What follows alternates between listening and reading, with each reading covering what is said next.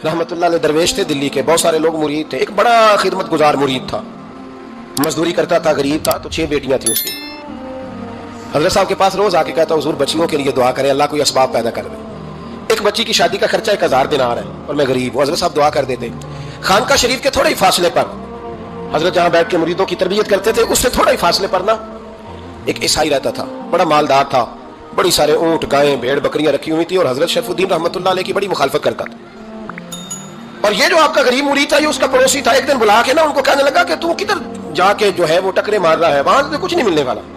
वो तुझे क्या देंगे जिनकी खानका खुद चंदे पे चलती है, मदरसा चंदे पे चलता है, मस्जिद चंदे पे चलती है, तेरी बेटी का मामला कहां हल होगा?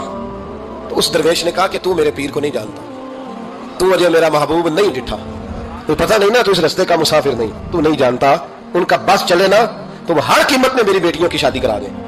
अब वो ईसाई था, कहने लगा अच्छा चलो ठीक है, अगर इतनी बात है ना तो जाओ उनसे जाके कह दो कि 6 साल के लिए मेरे साथ मुआहदा कर लें, तो मेरे जानवरों को चारा डाल दिया करे, 6 साल ड्यूटी करे, मैं 6000 दिनार दे देता हूँ। वो मेरे साथ 6 साल मेरे जानवरों को चारा डाले रखते हैं ना, आप चारा डालने के लिए एडवांस पैसे दे के। अब तो लोग उन्हें भी गुलामी बना लेते हैं, बड़ी थोड़ी तनख्वाह देते हैं, जुल्म करते हैं, पूरा मुआवजा नहीं देते।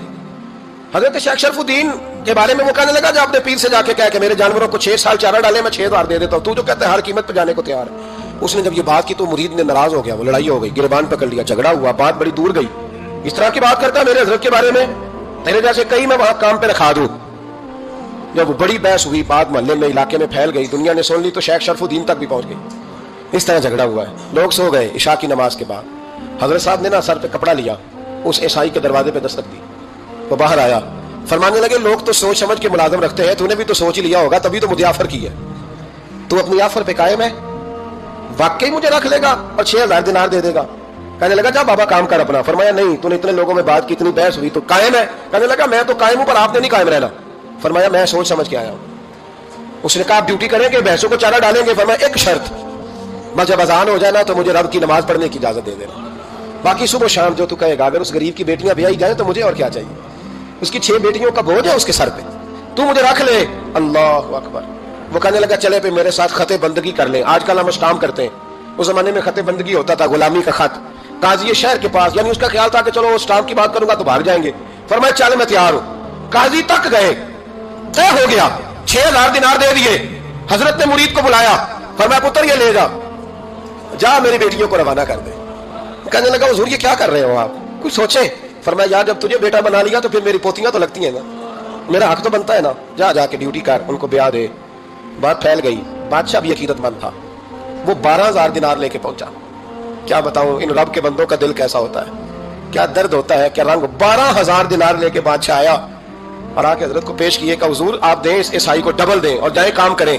आप फरमाने लगे तू पैसे दे, शर्तें ना लगा, मेरा जहां दिल करेगा मैं खर्च करूंगा, मुझे तो मजा ही अब आने लगा है, अभी तो लुत्फ आ रहा है, अभी तो जायका आया है कुछ करने का, पैसे देने या तो दे, पाबंदी ना लगा, जहां मेरा दिल करेगा मैं। उसने कहा हुजूर ठीक है रख ले। हजरत ने फजर मस्जिद में पढ़ी, जेब में 12000 दिनार थे, ऐलान फरमाया भी किसी और की बेटी भी बैठी है तो पैसे मेरे पास है। वो 12000 दिनार भी बांट दिया और 12000 दिनार बांट के ना तो फिर चले गए खेत में चारा काटने। उस ईसाई को किसी ने बतलाया कि उनके पास तो 12000 आया है, पर तुझसे जान नहीं छुड़ाई उन्होंने, वादा ये हुआ था कि 6 देंगे तो जाएंगे, जब तक देंगे नहीं तेरे घर में काम करेंगे। वो ना चारा काट रहे थे, हजरत साहब तो वहां पहुंच गया, दूर जाके खड़ा हो गया, कहने लगा बाबा पहले तो मैंने मुसलमानों के इखलाक सुने थे, अब तो मैंने देख भी लिए, और ये बता जब 12000 आया था जान क्यों नहीं छुड़ाई? तो हजरत चारा काटते काटते रो पड़े, फरमाने लगे तू नहीं ना जानता ये बेटियां सांझी होती हैं, पता नहीं ना, मेरे रसूल पाक ने तो हातम ताई की बेटी के सर पे कपड़ा रख के कहा था बेटियां बराबर होती हैं, तो ये नहीं पता जब उसकी 6 बेटियों की शादी हुई है मेरे अंदर रूहानियत कितनी बड़ी है। फरमाया फिर 12000 आया है तो 2-4 बच्चियां फिर गई हैं, मुझे नहीं पता मैं अंदर से राजी कितना हूं, मैं तेरी नौकरी करता रहूंगा, पता नहीं अल्लाह कितनी बेटियों को ब्याह देगा। इतना रोया वो ईसाई के पैरों में बैठ गया, कहने लगा बाबा मैंने तेरी मुखालफत की है पर तेरे करीब आके पता चला है कि तू बहुत ऊंचे इखलाक का मालिक है, और अगर तेरा ये मकाम है तो तुझे इखलाक सिखाने वाले मोहम्मद अरबी की शान कितनी होगी। जालिम की बोलिए जाते नहीं लोग झूठे गवाह बन के, वकील साहब को नहीं पता होता कि ये बंदा मुजरिम है जो मेरे पास आया, क्या मुजरिमों के वकील नहीं होते? बोले तो उसको पता नहीं होता वकील साहब को कि ये साहब मुजरम है, मेरे पास मुकदमा लेके आए। और अगर बेअदबी ना हो जाए तो मेरा ख्याल है काजी अदालत को भी पता होता है कि मुजरिम कौन है और मजलूम। मेरे नबी पाक صلی اللہ علیہ وسلم نے اس قدر زیادہ سختی فرمائی اس مسئلے میں، فرمایا جس کو پتا تھا کہ فلاں آدمی ظالم ہے، ظلم کر رہا، پھر وہ ظالم کا گواہ بنا یا اس نے ظالم کی مدد کی، کتنی کی؟ شارحین لکھتے ہیں چاہے اس نے ایک جملہ بول کے کی، چاہے ایک، سارے بولیے، چاہے ایک غریب کو اس نے ظلم کیا تو کہتے ہیں علاج یہ سے، چاہے ایک جملہ بول کے کی، شارحین اس حدیث کی شرح میں لکھتے ہیں ایک جملہ بول کے چاہے مدد کی، جس بندے نے کسی ظالم کی مدد کی کسی مقدمے میں یا کسی صورت میں اور اسے پتا تھا یہ ظالم ہے، میرے نبی پاک صلی اللہ تعالیٰ علیہ وسلم فرماتے ہیں اگر اس نے مدد کی، ابھی ظالم کی بات نہیں ہو رہی، ظالم کے مددگار کی بات ہو رہی، اگر کسی نے ظالم کی مدد کی تو حضور فرماتے ہیں خدا بھی اس سے بری و ذمہ ہے، رسول بھی اس سے بری و ذمہ ہے۔ سنبھال کے رکھے اپنی نمازیں، قربانیاں، حج، زکوٰۃ سنبھال کے رکھے۔ اگر ظالموں کا مددگار ہے، الیکشن آ لینے دے، آپ کو نظر آ جائے گا کون کون ظالموں کا مددگار ہے، نظر آ جائے گا، اپنی جیب سے لوگ پیسے دے کے ظالموں کی مدد کریں گے، ان کے فلیکس چھپوائیں گے، بورڈ لگوائیں گے، جیبوں سے پیسے دیں گے۔ ہم نے خود آگ لگائی ہے چمن میں اپنے، بے سبب گردشی ایام کو الزام نہ دو، ہم نے خود نور کا ظلمت سے کیا ہے سودا، کر کے توہین سحر شام کو الزام نہ دو۔ ظالموں کے مددگار میدان میں آ گئے، یہ چھوٹا لفظ نہیں، میرے حبیب پاک صلی اللہ علیہ وسلم نے فرمایا جو ظالم کا مددگار ہے سن لے جو سجن کے ساتھ کچہری جاتا ہے، وہ یاد رکھے جو دوست کا گواہ بنتا ہے، وہ یاد رکھے جو کہتا ہے میں مانگی گیا تھا، مجھے بلایا گیا تھا قبضہ چھڑانے کے لیے کسی غریب بیوہ کی جائیداد پہ، وہ سن لے تو مدد کر کے نہیں آیا، تو خدا کے ذمے سے نکل گیا ہے۔ رسول پاک نے فرمایا تیرا میرا تعلق ختم ہو گیا، تو ظالم کا مددگار ہو گیا، پھر تو کہتا میں بے چین ہوں، میں بے قرار ہوں، میں آزمائش کا شکار ہوں، پلٹ کے دیکھ تو صحیح تیرا گناہ کتنا بڑا ہے۔ میرے نبی پاک صلی اللہ علیہ وسلم کا ایک اور فرمان سن لیں، ابن ماجہ ابو داؤد میں موجود ہے، اس حدیث کو آپ نے یاد کر لینا ہے، کر لیں گے انشاءاللہ، سارے کہیے انشاءاللہ کر لیں گے یاد۔ حضور صلی اللہ علیہ وسلم نے فرمایا اگر تو ظالم کی مدد کرے گا نا، یہ لفظ دل کی تختی پہ لکھ لینا، یہ مکافات عمل ہے، مکافات عمل دنیا، ادھر کرو گے تو ادھر بھرو گے۔ فرمایا اگر تو کسی ظالم کی مدد کرے گا، سن لے حضور کا فرمان ہے، اگر تو ابن ماجہ ابو داؤد سے میں موجود ہے، فرمایا اگر تو کسی ظالم کی مدد کرے گا تو رب تعالیٰ مرنے سے پہلے تیرے اوپر بھی ظالم کو مسلط کر دے گا، تیرے اوپر بھی ایک دفعہ ظلم ضرور ہوگا اگر تو ظالم کی، وہ کسی صورت میں بھی ہو سکتا ہے، کسی صورت میں تیرا بیٹا ہی اٹھ کے ظلم کر دے گا، تو الجھ جائے گا، کسی نہ کسی جگہ تیرے لیے تباہی کا سامان ہوگا، تیرے اوپر ظلم ہوگا، اس لیے کہ تو ظالموں کا مددگار ہے۔ چاہیے یہ تھا کہ تو مظلوم کی مدد کرتا ہے، انسانی ایمانی یقین کا فریضہ سر انجام دیتا، تو ظالموں کا مددگار ہو گیا۔ ٹٹول کے دیکھ لیں، رزلٹ نکال کے دیکھ لیں، ہمارے زمانے میں ظالموں کے مددگار زیادہ ہیں، اتنی لمبی زبانیں نکال کے ظالموں کی مدد کرتے ہیں، بڑے بڑے کالم نویس اللہ نے انہیں قدرت دی لکھنے کی، تو اپنا قلم ظالموں کی مدد میں خرچ کرتے ہیں۔ وہ لوگ جن کو اللہ تبارک و تعالیٰ نے قدرت دی، ہمت دی، طاقت دی، کچھ لوگ ان کے حلقہ احباب میں، وہ اپنے لوگوں کو استعمال کر کے ظالموں کی مدد کرتے ہیں، ظالموں کی مدد کرتے ہیں۔ میرے نبی کریم سید عالم نور مجسم صلی اللہ علیہ وسلم نے فرمایا اگر تو نے ظالم کی مدد کی تو جب تک تو توبہ نہیں کرے گا رب تجھ سے ناراض ہی رہے گا، اللہ تجھ سے، او بھائی جس سے رب بھی ناراض ہو گیا، نہ کھانا نہ پینا نہ سونا نہ جاگنا نہ نیند، پھر تیری ہر چیز تیرے لیے آزمائش ہو جائے گی، پھر تیرا سایہ بھی تیرے لیے خوف کا سامان بنے گا، پھر زندگی جیتی جاگتی لاش بن جائے گی، تو اپنے کندھوں پر اپنی میت اٹھائے پھرے گا جب تو ظالم کا مددگار ہوگا۔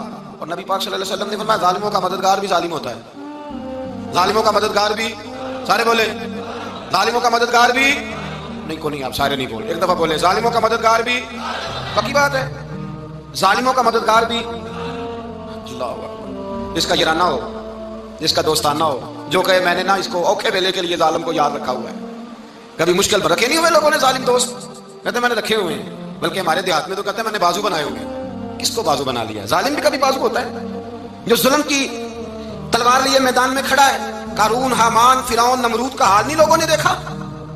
اپنے زمانے میں آپ نے کتنے لوگ نہیں دیکھے جن کے سائے سے آواز سے لوگ کانپتے تھے؟ پھر پولیس کی گاڑیوں میں وہ اس طرح مردہ پڑے کہ دنیا نے تماشا دیکھا ان کا، یہ رنگ ہم نے دیکھے نہیں اپنی آنکھوں سے۔ فرمایا ظالم کا مددگار بھی، جو کار میں بٹھا کے لے کے گیا وہ بھی ظالم، جس نے چائے پلائی وہ بھی، جس شخص نے کھانا کھلایا وہ بھی، جو کچہری تک ساتھ گیا وہ بھی، جس نے فلیکس کے نیچے بڑے شرابی کے نیچے چھوٹی اپنی فوٹو لگائی وہ بھی، جو ووٹ کی پرچی ڈالنے گیا وہ بھی۔ کہہ دینا باہر نکل کے کہ حضرت صاحب نے سیاسی تقریر کی ہے، کہہ دینا، پر بات تو سچی ہے نا، خوگرے ہم تو سے تھوڑا سا گلا بھی سن لے، خوگرے ہم تو سے تھوڑا سا بھی گلا۔ امام مالک کے پاس ایک بندہ آیا، اس نے کہا حضور میں درزی ہوں، ایک ظالم بادشاہ مجھ سے کپڑے سلواتا ہے، میں تو ظالموں کا مددگار نہیں نا، ایک ظالم بادشاہ مجھ سے، حضور میں تو مددگار نہیں نا ظالموں کا، جو فرمایا ظالموں کا مددگار بھی ظالم ہوتا ہے، تو کپڑے لے کے آتا ہے میں سی کے دے دیتا ہوں، ذمہ داری نہیں۔ ایک آدمی دکاندار ہے، اس سے کوئی بندہ چیز خریدنے آئے گا تو تھوڑی کہے گا میں نے نہیں دینی، تو دے گا۔ کوئی بندہ اگر کسی شخص سے کوئی کام کہتا ہے جو اس کی فیلڈ ہے، اس کا شعبہ ہے، اس کا معاش کا وہ سلسلہ ہے، کہتے ہیں یا رسول اللہ صلی اللہ علیہ وسلم ظالموں کا مددگار بھی ظالم حضور نے فرما دیا. تو امام مالک سے بندے نے مسئلہ پوچھا، دل کی تختی پہ لکھنے والی باتیں ہیں. کہا حضور میں درزی ہوں، ظالم کپڑے سلواتے ہیں، میں تو مددگار نہیں نا. امام صاحب کہنے لگے نہیں، مددگار تو وہ ہوگا جو تجھے سوئی دھاگا فراہم کرے گا. تو پورے کپڑے سی کے دیتا ہے، تو خود بہت بڑا ظالم ہے. تو پورے سوٹ سی کے دیتا ہے، تو بہت بڑا ظالم خود ہے. مددگار تو وہ ہوگا جو تجھے دھاگا دے گا، جو تجھے بٹن دے گا، جو تجھے نلکی دے گا. جو ظالم سے اتنی نفرت ظلم کر کے بندہ ہے. یہاں تو ہمارے زمانے میں ہیرو بن جاتے ہیں لوگ. ظالم ہیرو ہے، لوگ اس سے ڈرتے پھرتے ہیں، گھومتے پھرتے ہیں. اور بہت سارے کم مزاج لوگ اس کے پیچھے ہاتھ باندھ کے پھرتے ہیں. ظالموں کی مدد کرنا، ظالموں کے ساتھ رہنا، یہ ظلم ہے، ظلم، یہ زیادتی ہے. میرے نبی پاک صلی اللہ تعالی علیہ وآلہ وسلم نے ارشاد فرمایا، یاد رکھو رب فرماتا ہے میں مظلوم کی مدد ضرور کروں گا، چاہے جلدی کروں چاہے دیر سے کروں، میں مظلوم کی مدد. اور حضور صلی اللہ علیہ وسلم نے فرمایا ہے، حضرت معاذ بن جبل کہتے ہیں حضور نے مجھے یمن کا گورنر بنایا. جب میں جانے لگا نا تو حضور نے بڑی نصیحتیں کی، بخاری میں موجود ہے. فرماتے ہیں جب میں پلٹنے لگا تو میرے رسول نے فرمایا معاذ ایک منٹ ٹھہر جا، ایک بات میری یاد رکھنا، اس کو نہ بھولنا. کہ حضور کیا؟ فرمایا دیکھنا کسی پہ ظلم نہ کر بیٹھنا، کہیں تجھ سے زیادتی نہ ہو جائے. محبوبہ پھر حضور نے فرمایا سن میرے معاذ، میں تجھے گورنر بنا رہا ہوں، زیادتی نہ کر بیٹھنا.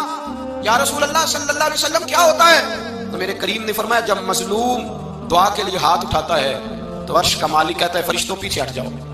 عرش کا مالک کہتا ہے فرشتوں پیچھے ہٹ جاؤ. سخت مشکل جب آتی تھی نا تو صحابہ پڑھا کرتے تھے حسبنا اللہ و نعم الوکیل. اس کا معنی بڑا خوبصورت ہے، بالکل سادہ سا مختصر سا معنی کرے نا تو اس کا معنی یہ ہے میرے لیے اللہ ہی کافی ہے، اللہ میرا مددگار ہے، اللہ بہترین مددگار ہے، اللہ بہترین کفایت کرنے والا ہے. یا رسول اللہ صلی اللہ علیہ وسلم مرد پر سب سے زیادہ حق کس کا ہے؟ فرمایا اس کی اماں کا. یہ نہیں فرمایا اماں اور بیوی کا. کہتے جی میں نے برابر برابر لے کے چلنا. برابر ہے ہی نہیں تو کیسے برابر لے کے چلے گا؟ ہے ہی نہیں برابر. حضور نے پتہ کیا فرمایا ہے؟ مسلم شریف کے لفظ ہیں، حضور فرماتے ہیں اچھا سوچنا، اچھا گمان کرنا یہ عبادت ہے. تو کچھ نہ کر، تو بس اچھا سوچا کر، اچھا رویہ اختیار کر. اللہ کے محبوب علیہ الصلوۃ والسلام فرمانے لگے جو تجھے محروم کرے نا اسے دیا کر، اور جو تجھ سے توڑے اسے جوڑا کر. اور فرمایا جو تیرے اوپر ظلم کرے اسے معاف کر دیا کر، رب تیرے اخلاق کو سب سے اعلیٰ بنا دے گا. یہ افضل ترین اعمال ہیں. نبی پاک علیہ الصلوۃ والسلام نے ہمیں سبق دیا ہے جو قریب رہنے والے ہیں انہیں ہی تو معاف کرنا ہے، دوسرے کو تو معاف کرنا ہی نہیں پڑتا. اپنوں کو ہی تو معافی کی ضرورت ہوتی ہے چونکہ اپنوں نے ساتھ رہنا ہے. حضور نے پتہ کیا فرمایا ہے؟ مسلم شریف کے لفظ ہیں، حضور فرماتے ہیں اچھا سوچنا، اچھا گمان کرنا یہ عبادت ہے. تو کچھ نہ کر، تو بس اچھا سوچا کر، اچھا رویہ اختیار کر.